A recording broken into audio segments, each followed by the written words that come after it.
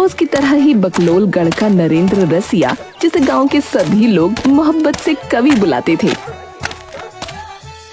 वो सुबह सुबह अपनी छत की मुंडेर पर बैठा एक कॉपी में शेरो शायरी कर रहा था। तुम श्वेत चादर से ढके कैलाश सी पावन हो, तुम्हारे नैन, तुम्हारी पायल, तुम्हारा स्पर्श, ऐसा लगता है कि हर दिन सावन हो। तभी नथुने फैलाए हुए उसके पिता रंगरेज रसिया वहां आ जाते हैं। अरे ये देख लो, हैं? ये देख लो, सुबह के 6 बज रहे हैं और 6 बजे उठकर क्या कर्म कर रहा है ये मोड़ा, हैं? रंगरेज सुलगते दिमाग के साथ उसकी ओर देखता है। अपने पिता की आंखों में गुस्सा खनकते देख कवि एकदम से खड़ा हो जाता है और अपने कागज कलम एक तरफ रख देता है। क्या हुआ बापू? मेरा सर हुआ है। वो तो पहले से ही मौजूद है आपके धड़ पर। हैं? अरे जुबान चला रही है? अपने ही बाप से जुबान चला रही है। मैं तो बस एक बात कह रहा था महोदय। तो तुम मत कह, अब बस तू मेरी सुन। हाँ, क्या हुआ?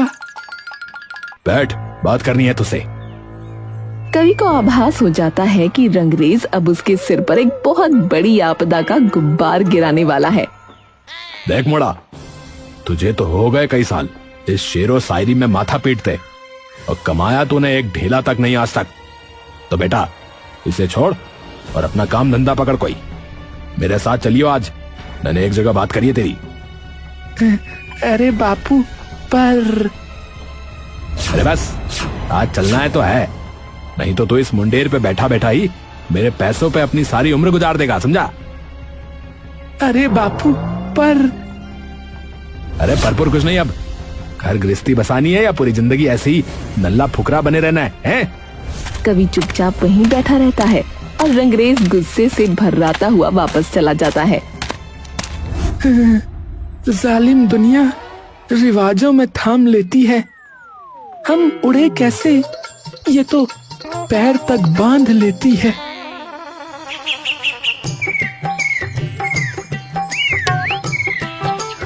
रंगरेज तैयार होकर घर के आंगन में खड़ा है। अरे आजा जल्दी, थाना बंद हो जाएगा वरना। ये सुनते ही कवि शर्ट पैंट में बाहर दौड़ा आता है। अरे बापू, माना काम नहीं कर रहा हूँ, पर इसका मतलब ये थोड़ी है कि मुझे जेल में डलवा दोगे आप। अरे बिल्कुल ही गधों की जात में आता है, हैं? अरे हवलदार की नौकरी के लिए तेरी सिफारिश लगवाने जा रहे हैं, समझा? कवि एकदम डर कर पीछे हो जाता है। बापू, मेरा कलम उठाने का पेशा है और आप मुझसे पिस्तौल उठवाने की कोशिश करवा रहे हो। तो फिर क्या आपके लिए अब तेल के कुएं खुदवा दूं गालिब साहब, हैं? अरे मैं वो तो नहीं कह रहा। अरे तो चल, ऐसा नहीं है कि तुझे एलओसी पे भेज रहे हैं, तू चल अभी।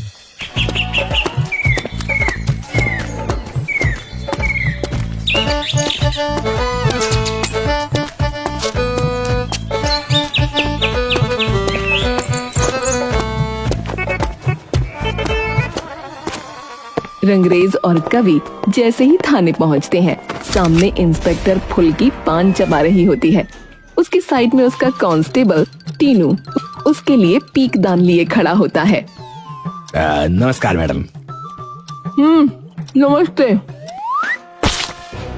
अरे मेरे हाथ पे और सीटें मार दी, यूं ना कि इसे टेबल पर रखवा दे। हाँ जी, अब बताइए कैसे आना हुआ यहाँ? वो मैडम, ये लोग मेरे ही कहने पे आए हैं। आप काहे बुलाए इन्हें भाई? ये असल में मेरे दोस्त है मैडम, रंगरेज रसिया, और ये है उनका बेटा नरेंद्र रसिया। रंगरेज इस्तकबाल करने के लिए हल्का सा झुकता है और कवि को आंख दिखाकर उन्हें नमस्ते करने का इशारा करता है। नमस्ते मैडम। रंगरेज रसिया मैडम, नमस्ते। हाँ, ओए, जब गांव में सरकार ने मनरेगा योजना चलाई है तो इन्हीं जैसे नल्लों के लिए ही तो चलाई है, उसमें कुछ करवा दो इसका। कवि एकदम से उसकी ओर देखता है। अरे मैडम, वो अनपढ़ लोगों के लिए होती है, ये तो पढ़ा लिखा नल्ला है। अच्छा जी? अरे क्या नल्ला नल्ला लगा रखा है? कवि हूँ मैं महोदय। अरे चुप हो जा, तू यहाँ भी काम बिगड़वाएगा है? अच्छा, तो कवि महोदय जरा एक कविता सुनाइए। अरे ऐसे कैसे, ऐसे थोड़ी ना माहौल बनता है कविता का। उसके लिए अलग से बैठना पड़ता है। अलग से क्या, बाथरूम में बैठ के सुनाएगा क्या है?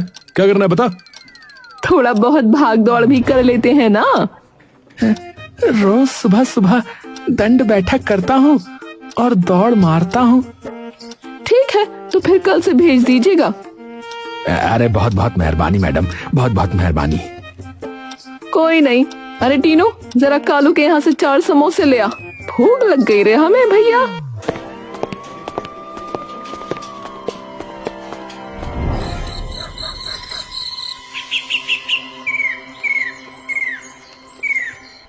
अगले दिन कवि नौकरी पर जाने के लिए वर्दी पहनकर निकलता है।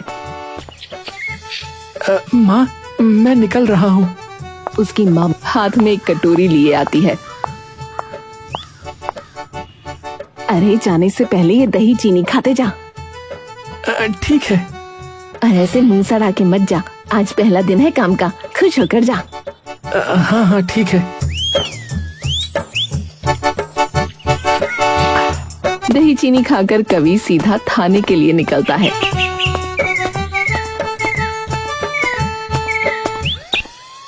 कवि थाने में पहुंचता है। जय हिंद मैडम। अरे आइए आइए, कवि नरेंद्र रसिया। और बताइए भैया, सब ठीक है? जी मैडम। कचौड़ी खाइएगा? अरे क्या खा खाइएगा है? पहले आप खाने के लिए तो कुछ छोड़िए। नहीं मैडम, बस धन्यवाद। चलिए आपकी मर्जी। हाँ जी टीनू जी, जरा इन्हें बता दीजिएगा आज का केस, और आप साथ में ही जाइएगा। केस?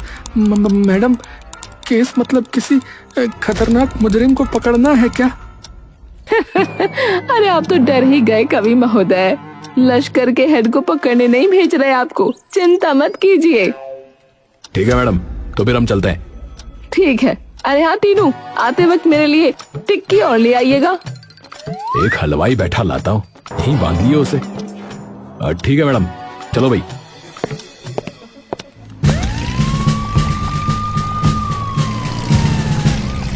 हाँ भाई, तो देखो बात बस इतनी सी है कि हमारे पास खबर आई है कि बहुत सारे लोग जो मनरेगा योजना में नाम लिखवाए बैठे हैं, उनमें से कई लोग गरीबी रेखा से ऊपर हैं। तो बस उन्हीं लोगों के खाते देखने हैं और जांच पड़ताल करनी है। गरीब तड़पे रोटी के लिए दिन रात, और अमीर उसी की रोजी का खाए दाल भात। ओहो, बोले कवि साहब बोले, वाह वाह वाह वाह। दोनों सबसे पहले गांव के बैंक में पहुंच जाते हैं।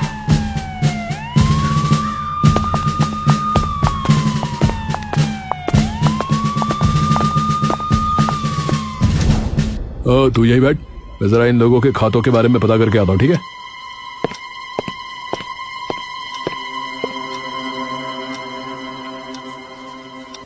कवि वहाँ बैठा बैठा फिर से अपनी नज़में वहाँ रखे कुछ खाली कागजों पर लिखने लग जाता है। थोड़ी देर में टीनू लौट कर वापस आता है और उसे कुछ कागज थमा देता है। ये ले, इन कागजों को संभाल कर रखियो।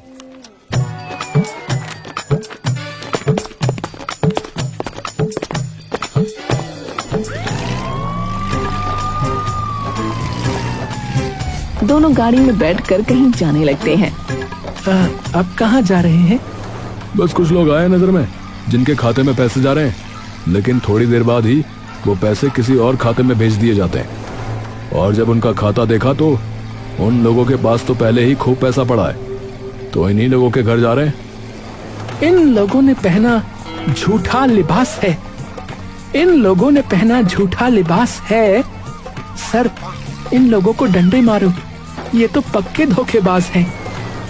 वाह वाह वाह, क्या कहने भाई, शायर साहब हैं, क्या बात है, वाह वाह वाह। टीनू और कवि गप्पेलबाजों में से एक इंसान वीरपाल के घर पहुंचते हैं। सामने एक बड़ा सा मकान है और अंदर कई ट्रैक्टर खड़े हैं।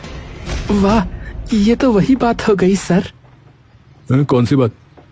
हाथी के दांत दिखाने के और खाने के और। वाह, क्या कहना भाई, तुम्हारा साथ सबसे बढ़िया भाई कवि है।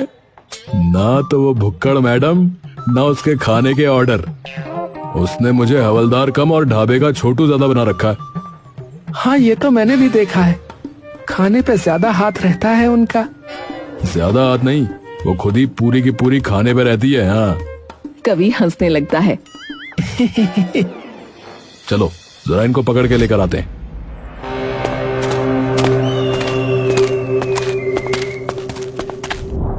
दोनों अंदर चले जाते हैं। सामने एक औरत खड़ी होती है। अरे भाभी, अरे जरा बीरपाल को बुलाओ बाहर। औरत भागते हुए अंदर जाती है और बीरपाल को बुला लाती है। बीरपाल पुलिस को देखते ही सहम जाता है। क्या हुआ साहब? आपकी सारी नुमाइश फर्जी है। चलिए हमारे साथ, आपकी थाने में अर्जी है। वाह वाह कवि साहब, आगे लगा दी अब की बार। हाँ, तभी बीरपाल वहां से भागने की कोशिश करता है, लेकिन टीनू भागकर उसका गिरेबान पकड़ लेता है। अबे अंदर क्या गुफा खोद रखी है जो उसे पार करके निकलेगा? चल। टीनू गाड़ी की चाबी कवि की तरफ फेंकता है और बीरपाल के हाथ में हथकड़ी बांध देता है। ले भाई कवि, गाड़ी खोल, पहले इसका सूद बांधते हैं। अरे पर मोया कुछ ना पतो है, मैंने कुछ ना कियो, तो अंदर रेल पकड़ने भागा था है? टीनू उसे पीछे बिठाता है।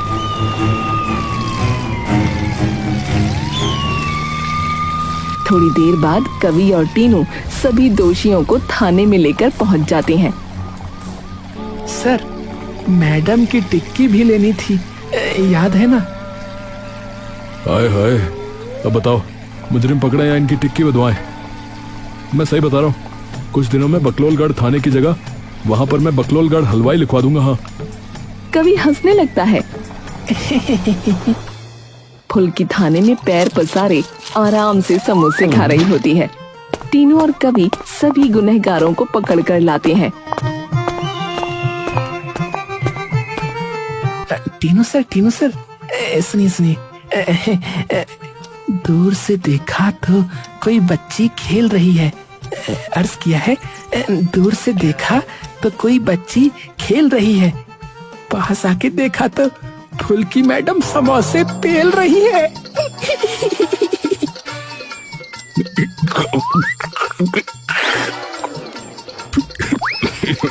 अरे भाई कवि, अरे मान गए यार तुम्हें। अरे वाह, धर ही लाए। टीनू जी बताइए, कवि साहब की हवलदारी कैसी लगी आपको? अव्वल दर्जे की मैडम, अव्वल दर्जे की। अरे वाह, मान गए कवि महोदय। अच्छा, आप वो टिक्की लेके आए जो मैंने बोली थी? जी मैडम, धन्यवाद मैडम।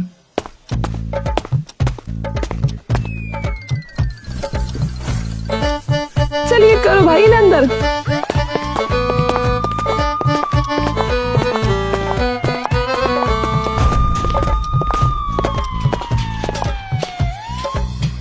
कवि, कागज दो भाई मैडम को जल्दी। कवि जेब से कुछ कागज निकालता है और मैडम को दे देता है। फुल्की वो कागज खोलती है और देखकर मुस्कुराने लगती है। तुम रूह से बढ़कर हो, तुम आसमां से भी ऊपर चढ़कर हो। फुल्की मुस्कुराकर कवि को देखती है। मेरे लिए लिखी थी क्या? ये आ गया। कवि अपनी जेब ढूंढने लगता है और एकदम से उसकी सारी हवाइयां उड़ जाती हैं। क्या हुआ? कहाँ गए कागज? कवि धीरे से टीनू की ओर शर्म भरी मुस्कान के साथ देखता है। कागज तो अरे कहाँ है? वो तो मेरे पास नहीं है। टीनू अपने सर पर हाथ मारता है। अरे कवि, ये क्या कर दिया तुमने? फुल्की उनके हाव भाव देखकर समझ जाती है कि कुछ गड़बड़ है। क्या हुआ? अरे मैडम, सबूत वाले कागज खो दिए इसने। कवि महोदय, ये क्या रायता फैला दिया तुमने? मैडम, सारी उम्मीद धूल हो गई। मुझे माफ कर दीजिए, मुझसे भूल हो गई। अरे ये अभी भी लगा हुआ है। कवि, तुम्हें पता भी है तुमने क्या किया है? अगर इन्हें पता चल गया कि हमारे पास कोई सबूत नहीं है तो हम इन्हें गिरफ्तार भी न कर पाएंगे। मैडम, बैंक फिर से चले जाएंगे। अरे बैंक है, किराने की दुकान नहीं है जो शाम के 5 बजे भी खुली रहेगी। और अगर इन्होंने एक कदम भी थाने के बाहर रखा तो भैया लिख के देती हूँ, तभी के तभी गांव से फरार हो जाएंगे। तो अब क्या करें मैडम? पहले तो इन्हें जेल में डालो और इन्हें बिल्कुल भी पता मत लगने देना कि हमारे पास कोई कागज नहीं है, और फिर चलो ढूंढते हैं कि इन महाशय ने किधर दे मारा सबूत।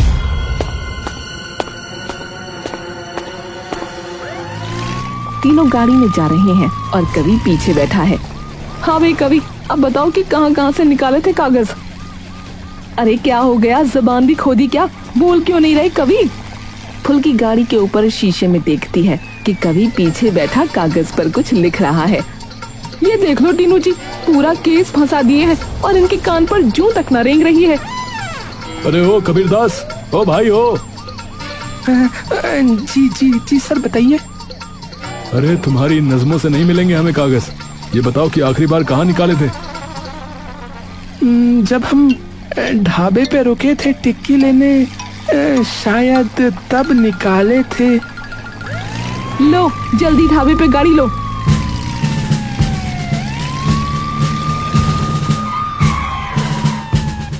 कहाँ बैठे थे तुम? वहाँ दूसरी वाली मेज पे।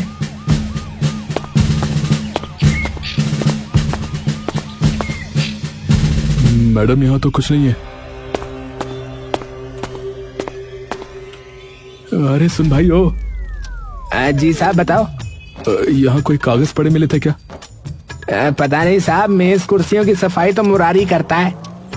हाँ तो बुलाओ उसे। तभी कवि और फुल्की भी तीनों के पास आ जाते हैं। वो तो घर गया साहब। अबे अब उसका घर कहाँ है? यहीं पास में ही है साहब। तो एक काम करो, तुम चलो हमारे साथ, बताना हमें उसका घर कहाँ है। ठीक है साहब, एक बार मालिक को बोल के आता हूँ।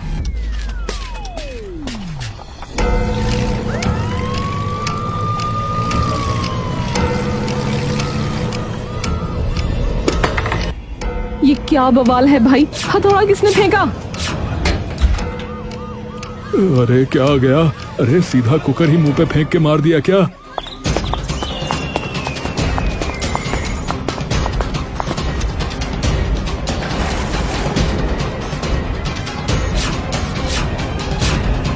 तेरी रील बनाऊंगी बेटा आज शाम में। ये जो कोने में दुबका हुआ है बेटा है ये? नहीं नहीं मैडम, पति है ये। है? ये पति है? इसकी सही में रील बना देगी ये। जी हमें क्या नाम बताया था? मुगरी। हाँ, मुगरी से मिलना है। बाहर आओ निकाल के। अरे अब क्या कलेश कराए गधे की जात। गुस्सा मत होइए बहन जी, हमें बस बात करनी है। हम तो यहाँ आए ही इसलिए हैं क्योंकि हमें इनसे पूछताछ करनी है। बहन जी, ये बेलन इसकी छाती पर फेंक के मार सकती हैं। तभी मुगरी थोड़ी हिम्मत करके बाहर आता है। हाँ भाई, ढाबे पे साफ सफाई करते वक्त कोई कागज मिला था तुम्हें अभी थोड़ी देर पहले? नहीं साहब, मुझे तो कुछ नहीं मिला। सच बता रहा ना? हाँ साहब, झूठ क्यों बोलूंगा मैं, कागज मेरे किस काम के। बात तो ठीक है मैडम इसकी भी। अरे कभी महोदय सुनो, तुमने किसी और जगह भी कागज निकाले थे भाई? नहीं सर। क्या करें मैडम? चलो वापस थाने। और क्या ही करें, अब छोड़ना ही पड़ेगा, कल फिर बैंक जाना पड़ेगा। इतने में वो फरार हो जाएंगे। क्या ही कर सकते हैं। फुल्की, तीनू और कवि मुंह लटकाए वापस थाने आ जाते हैं। फुल्की वापस अपनी कुर्सी पर आकर बैठ जाती है। सारा काम खराब कर दिए तुम कवि। चलो और कुछ नहीं तो ये टिक्की ही खा लेते हैं थोड़ी। फुल्की थैली खोलती है और एकदम से चौंक जाती है। अरे टीनू जी, मिल गए कागज। मिल गए? कहाँ मिले? ये टिक्की वाले कागज में, मतलब जिन कागजों में टिक्की बंधी हुई थी। ये लो, बगल में छोरा, शहर भर में ढिंडोरा। पर ये बगल में छोरा आया कहाँ से? टीनू थोड़ी देर सोचता है। मैं बताता हूँ मैडम। अरे क्या हो गया भाई, इतनी देर क्यों लगा दी? अरे साहब वो अखबार ही खत्म हो गए, हम उसी में बांटते थे टिक्की, तो थोड़ी देर रुकना पड़ेगा। आप कोई कागज दे दो अगर है तो। अरे अरे हाँ कभी तू ही दे दे इन्हें कोई कागज, वैसे भी तू इतने सारे कागज लिए फिरता है रे। वो तो मैं शायरी लिखने के लिए रखता हूँ, पर चलो कोई बात नहीं, दे देता हूँ। और इसने अपने कागजों की जगह हमारे वाले कागज दे दिए। बाहर जाओ यहाँ से और कविता ही लिखना आगे से, नहीं तो किसी और का काम खराब करवा दोगे। अरे अरे मैडम सुनिए सुनिए, मेरी बात तो सुनिए। देखिए मैडम, आपकी गालियां 1000 खा लेंगे, आप सुन रही है ना, आपकी गालियां 1000 खा लेंगे, पर अगर काम से निकाल दिया तो बापू मार डालेंगे। अरे तुम जैसों का कोई दायरा नहीं है। अरे थाना है ये, मुशायरा नहीं है।